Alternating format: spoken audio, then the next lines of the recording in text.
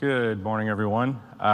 Today we're going to talk a little bit about how to modernize analytics by migrating from a SAS to a Microsoft platform. I'm going to start with a little bit of an intro, ask a few questions to hopefully make you happy with the fact that I'm not going to show you any code. And then I'm going to hand off to Bill here, who's going to talk a bit and make you a lot happier than I probably do. And then we'll jump back to some things about SAS specifics. To start off, my name is Derek Norton. I'm a lead data scientist at Microsoft in Microsoft Consulting. And I spent 4.5 years at Revolution Analytics, which is the company that Microsoft purchased. So I was purchased into Microsoft. I was a pre-sales engineer there originally, ran sales engineering, and then moved over to partners and was lead data scientist with our interactions with our partners. So by a show of hands, who thinks, and I'm going to say thinks, they want to see code related to SAS or R? Perfect. I don't even have to continue. Some of these conferences, everyone says, I want to see code. The next thing I can say is, who here thinks that they are proficient in writing SAS code? Anyone? Perfect. Most people raise their hand at some of the conferences. There's one, I saw one. It was forced, but there was one. The next question would be, who thinks that they are proficient at writing R code? Who thinks they are proficient at doing both of those things? If you're not, and I show you one and the other, you won't know how I'm converting between the two. That's why I don't show code. Okay, so I'm going to hand off to Bill, who's going to talk a little bit about some specifics here. And again, we will talk about some strategy, and then I'll talk about some specifics around the languages and platforms. Great, thanks, Derek. Again, my name is Bill Eldridge. I'm Derek's trusty sidekick. We actually work in the same group. It's now called the Data and AI CTO office within the services arm of Microsoft. And basically what we are is a bunch of people, about 50 of us, solution architects, data scientists, business architects, who have usually a couple decades of experience in analytics and try to bring that to sort of complex customer problems or when customers are trying to transform by using analytics. And I thought good context to start with today would be a little bit from my past experience, which was when I was head of the big data management practice with Nokia before I was also purchased. And we faced a similar situation where we had an existing, respected, embedded technology of an enterprise data warehouse, a name you all know and love, which I won't mention, but, and I was part of a group that was starting to say, well, this isn't really meeting all of our needs, and so we were going to embark on the effort to create a private cloud. So this was 10, 11 years ago or so Hadoop was still pretty new and a brave new world. But not everyone at Nokia thought that was such a good idea. We got resistance from people saying, we have this enormous enterprise data warehouse, that's where you're supposed to do analytics. Now we're going to have two versions of truth, how can you do this? So an embedded sort of IT group who had good relations with the vendor, and then a user group that was pretty resistant to this too. Their careers built on understanding and using that technology. And you know, what we did, first of all, was to say, well, right now we have this big data coming in, and for Nokia, it was signals coming off phones. For our maps applications, we'd get GPS locations of phones to figure out, well, this street is now two-way. We thought it was one-way, but we can see people going both ways on this now. And the EDW was just not handling it. So we needed new things. We needed to respond to a new trend.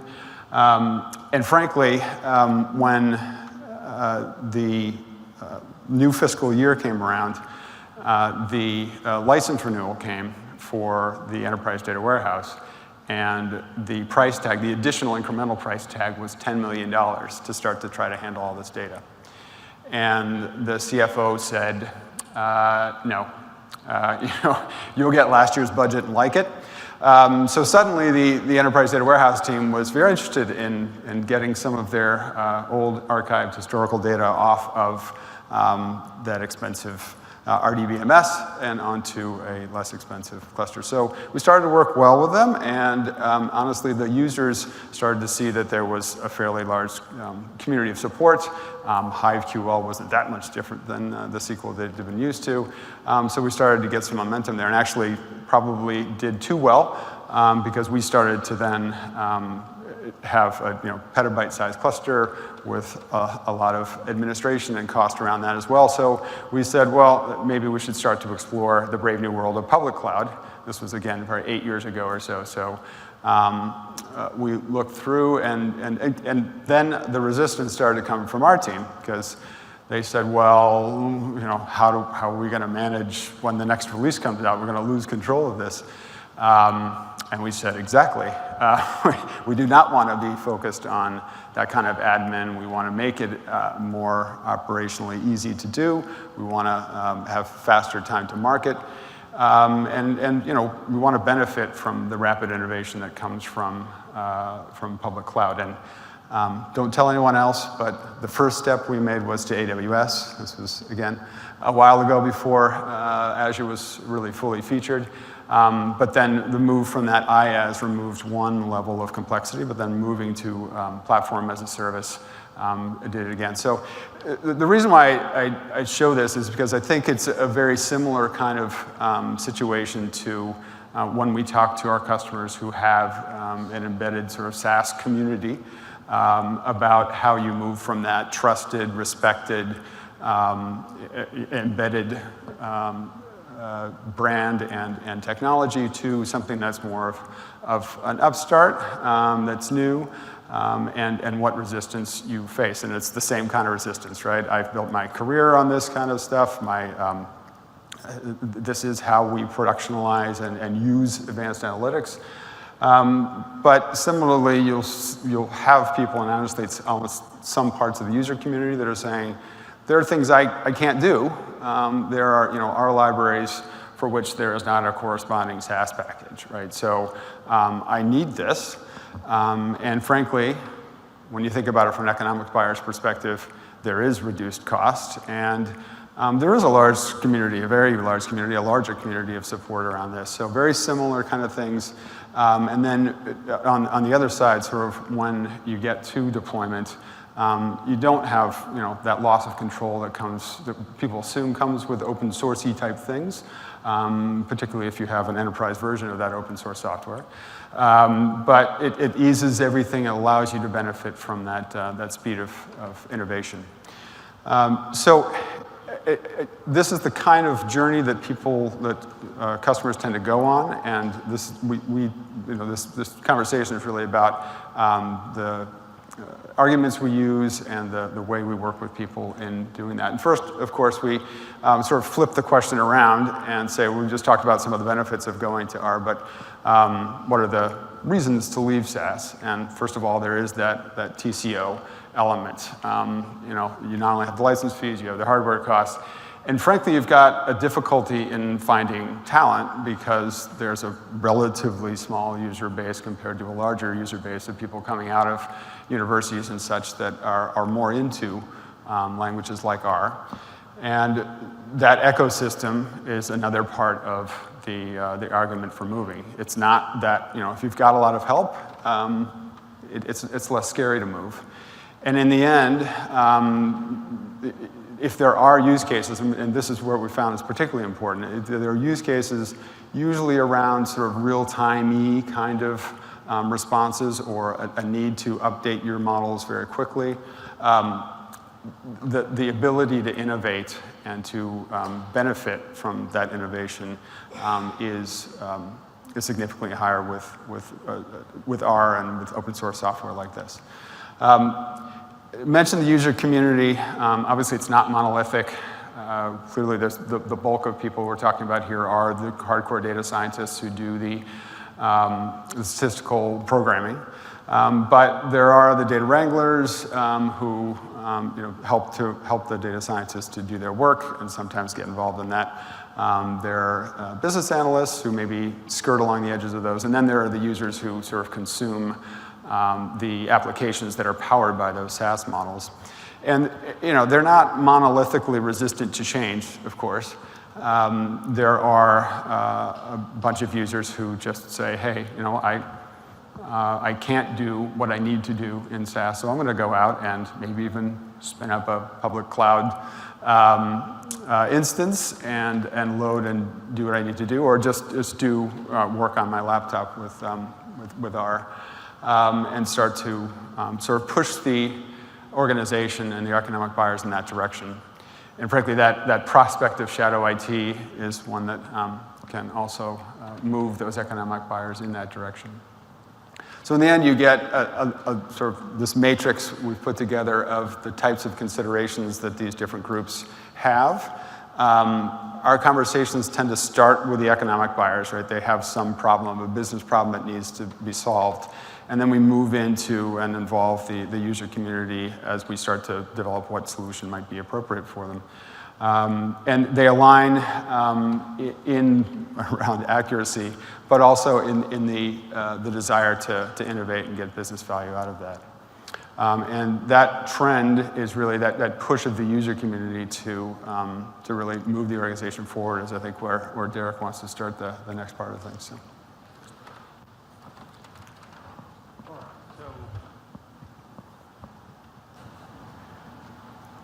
Good, okay.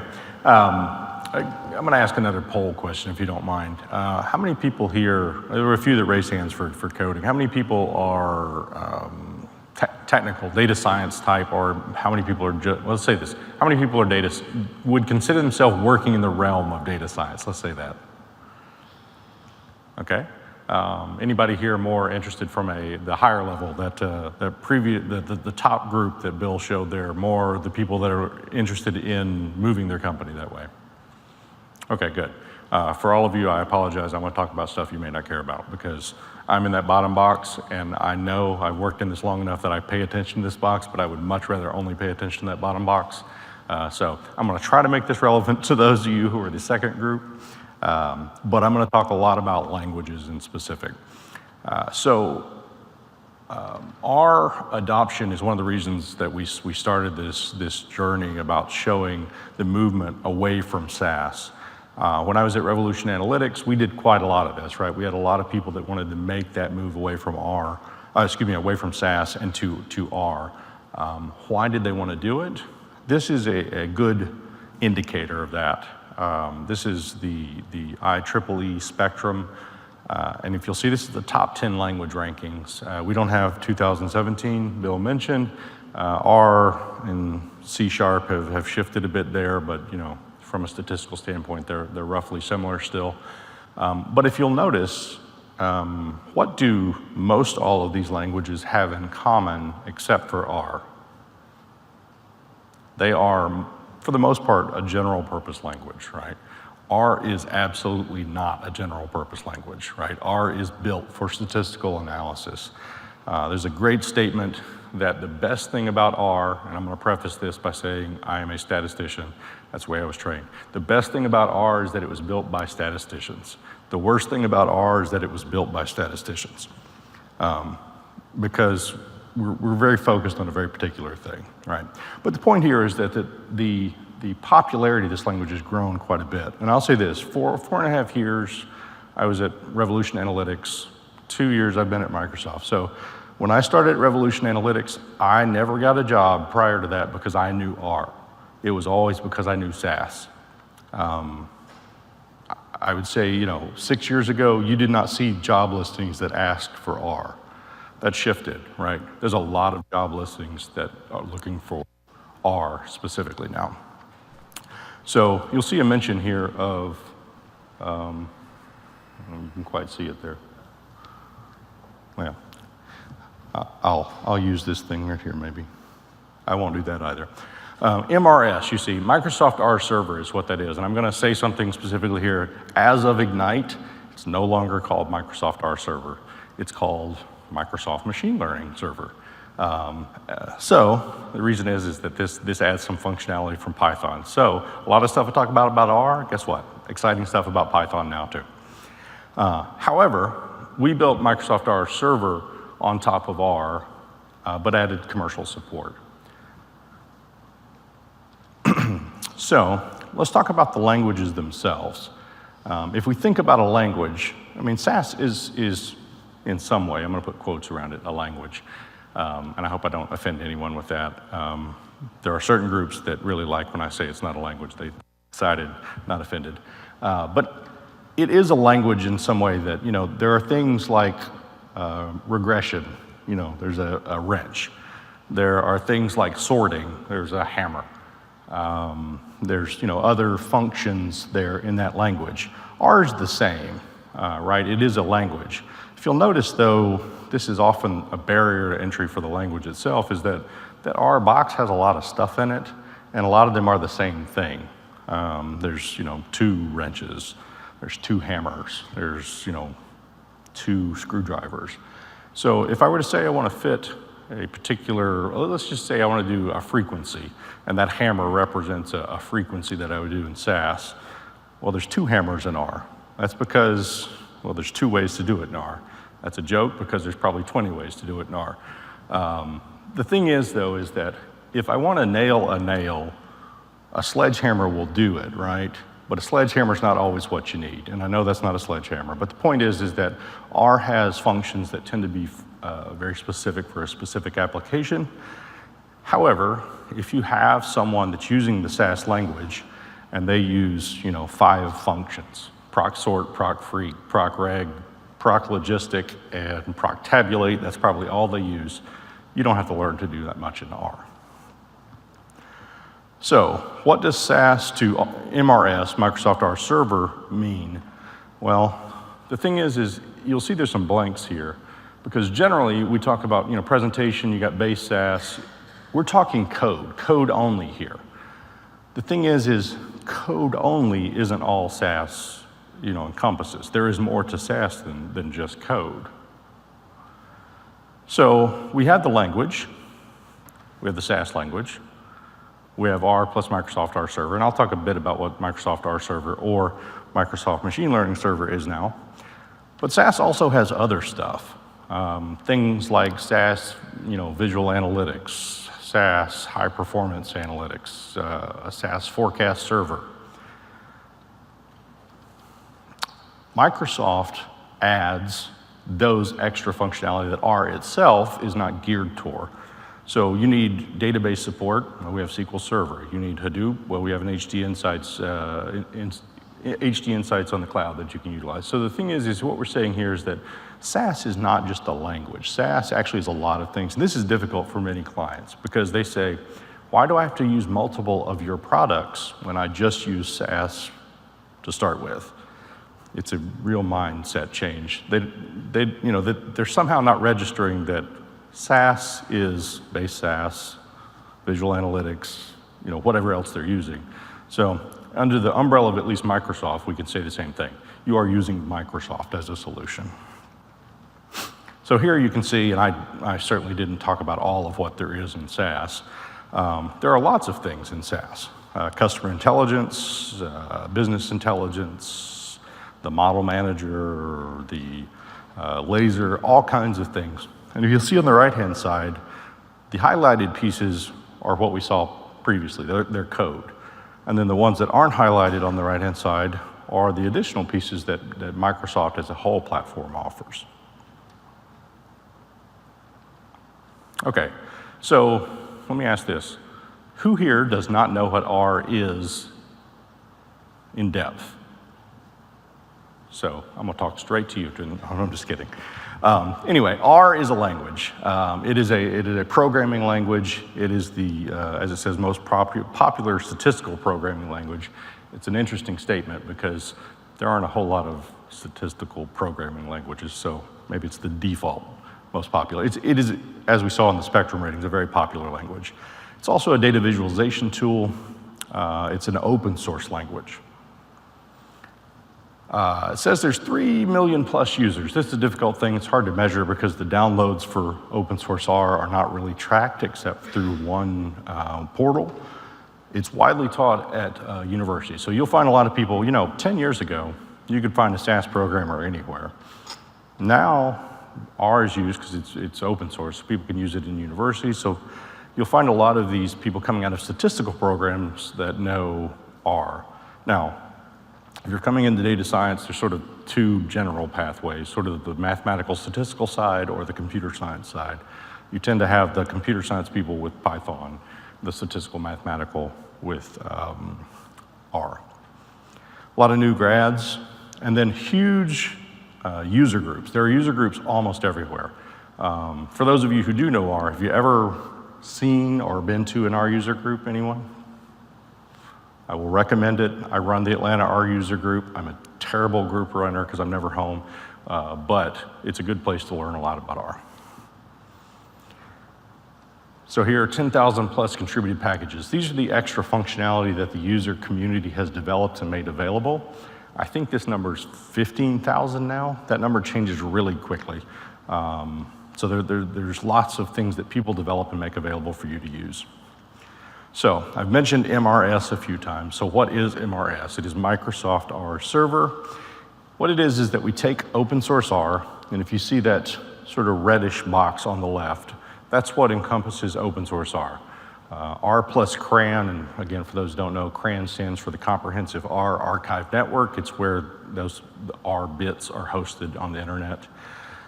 We take that and we add some pieces that enhances R for enterprise use. MRS deploy is a way to have a web server to expose some of your analytics to an end user directly via web service API calls.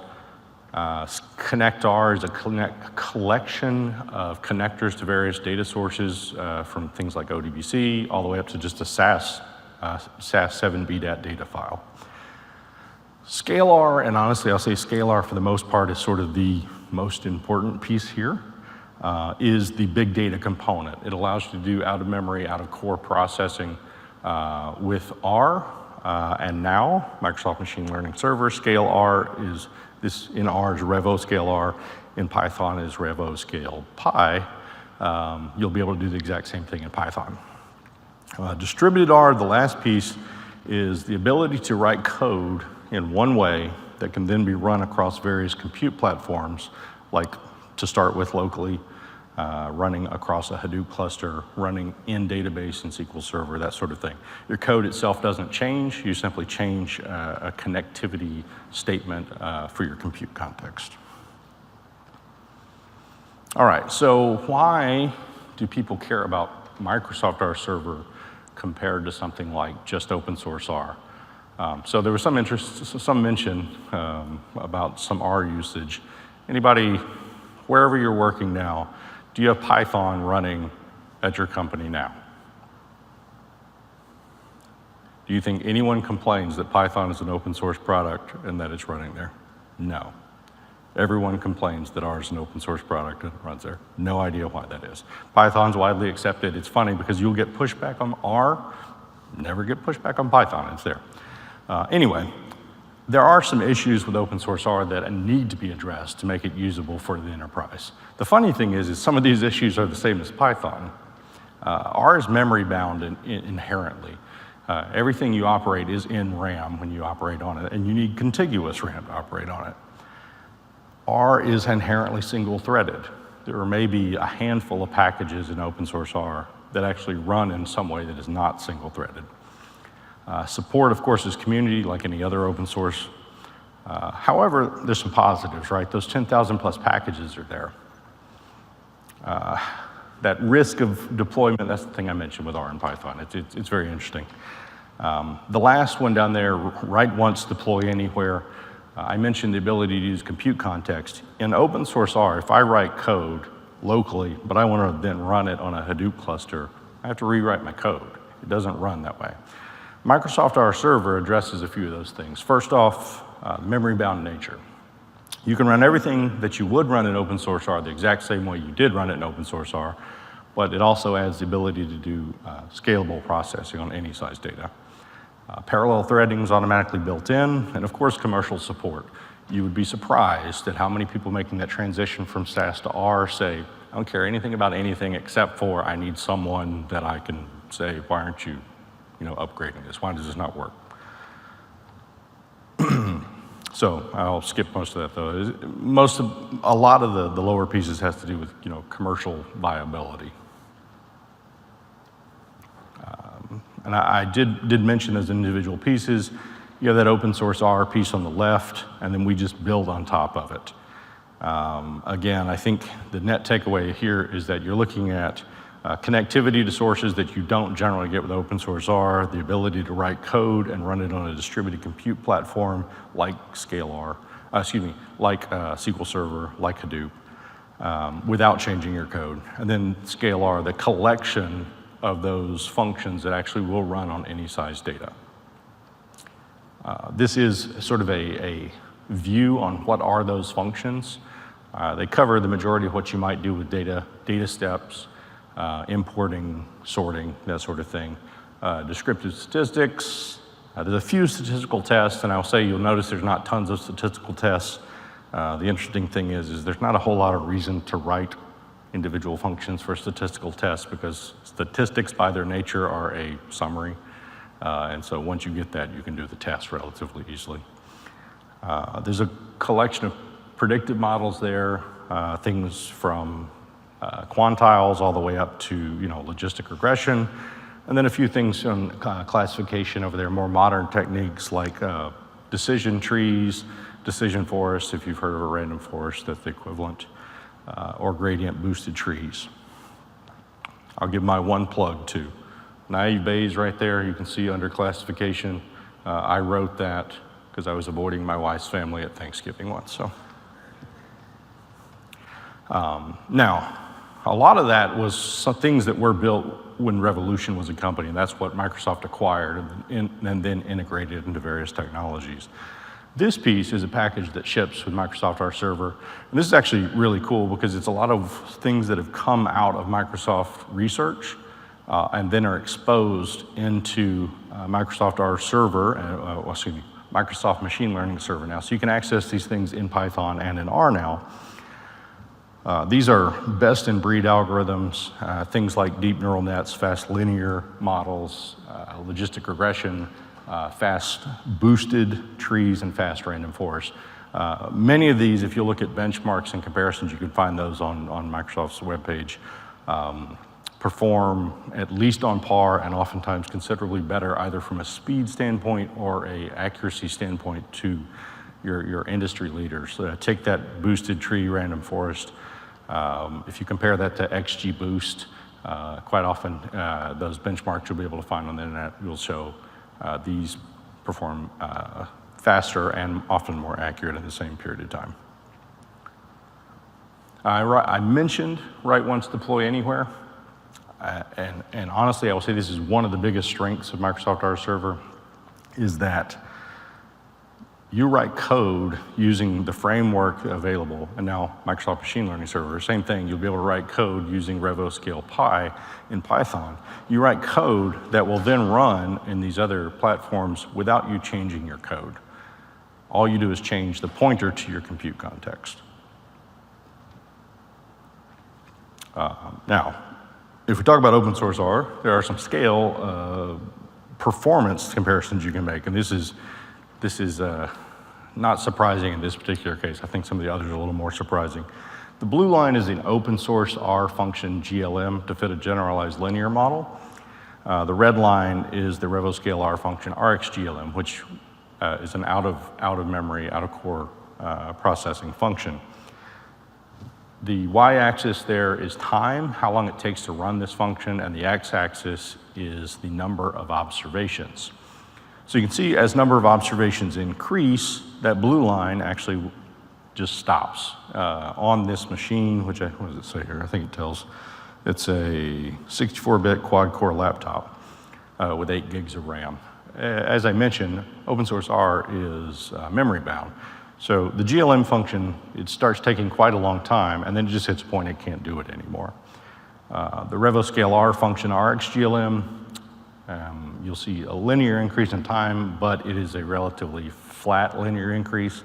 And that continues pretty much indefinitely because you can take one row at a time if you needed to. This is doing blockwise computation. So it really doesn't matter how big your data is. If you have room to store it, or at least stream it into the CPU, you can process it. Now we added other compute contexts, and you can see this comparison for a Spark compute context versus a local compute versus also a MapReduce compute context. So if we look at this one, it's a little bit different than the last slide in that Y is how many times faster it is in the local compute context. So the sort of orangish, reddish line, orange I guess is what shows up there, is sitting at 1, that's local compute. And then if we look at how long it takes to do processing on a Spark compute context and a MapReduce compute context on a 5-node HD Insight cluster, you can see that when your data is relatively small, we're still talking up to about 10 million rows. Local compute is always faster, and it makes sense. If anybody here, the best analogy I always use for Hadoop is that Hadoop makes sense, but it's like a locomotive, right? If I want to load stuff on a train, it's great. It's the best way to get things places if I have lots and lots of stuff.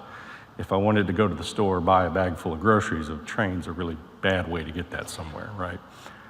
So Hadoop makes a lot of sense once our data sets start growing. And really this issue is that you talk about JVMs, right? You have to spin up JVMs on Hadoop to do the work. And sort of there's this trade-off. How long does it take for that stuff to start running versus how big is my data? So you can see here that as we get up to, 109 million rows, Spark is quite a bit faster than MapReduce there. And also, of course, quite a bit faster than local.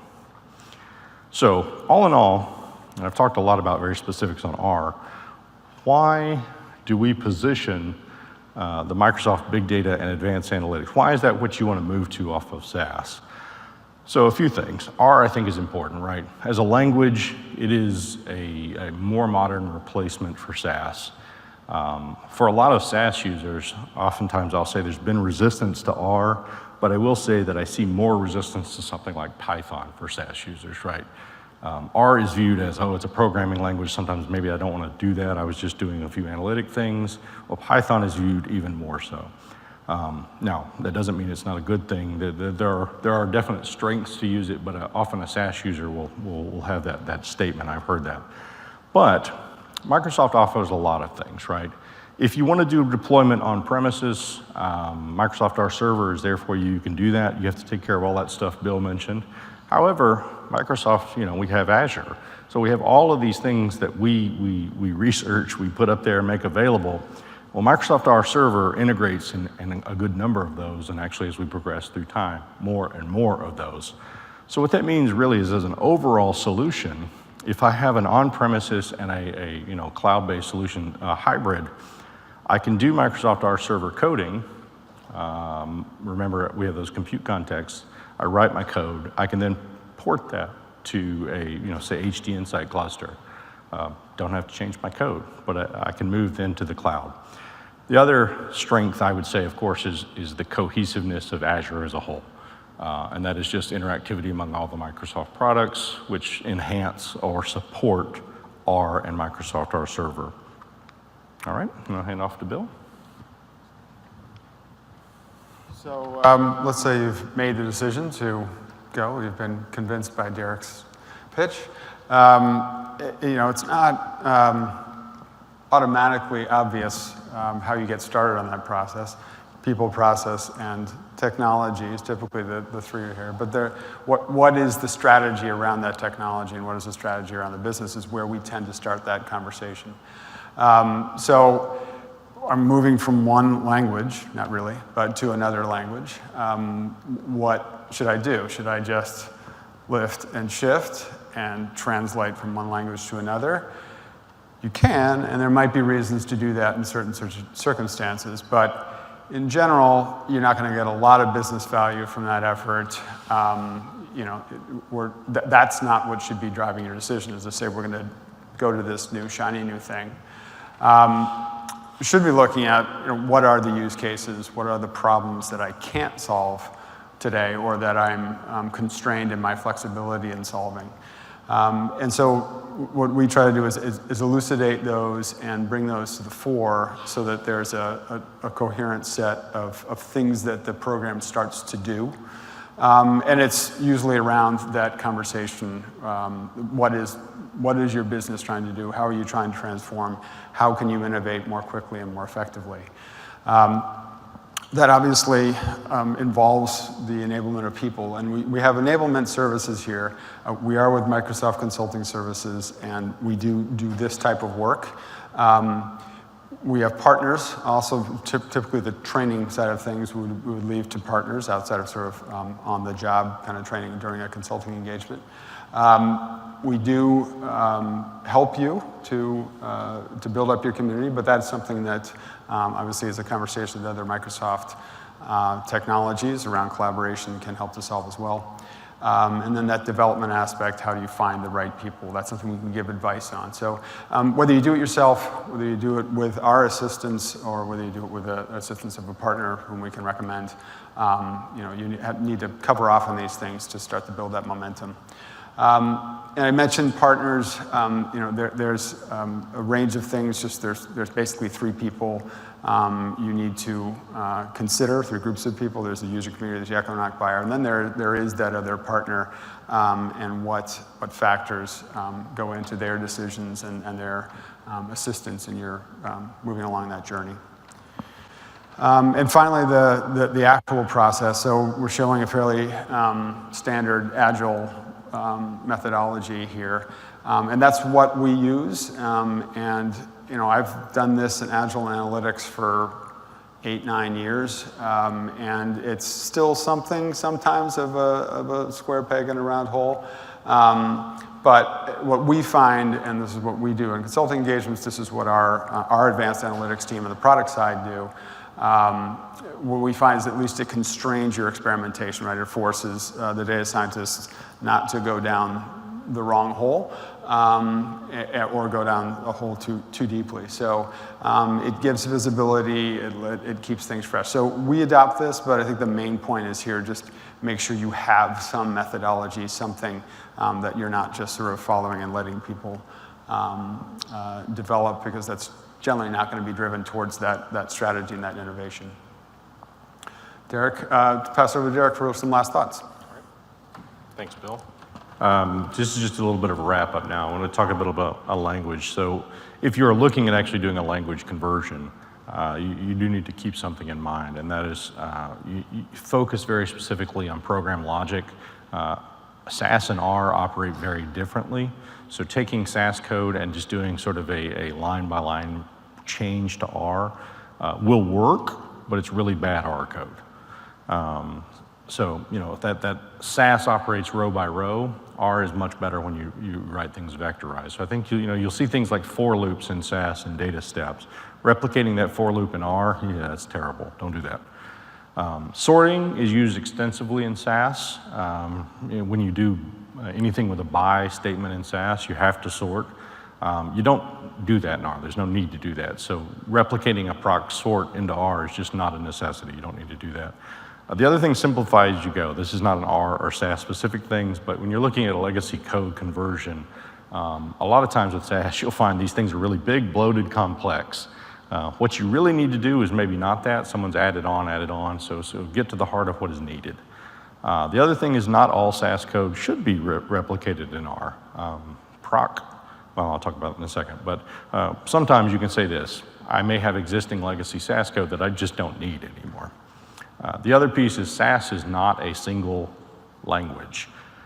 What I mean by that? Well, SAS is multiple components which actually are somewhat different.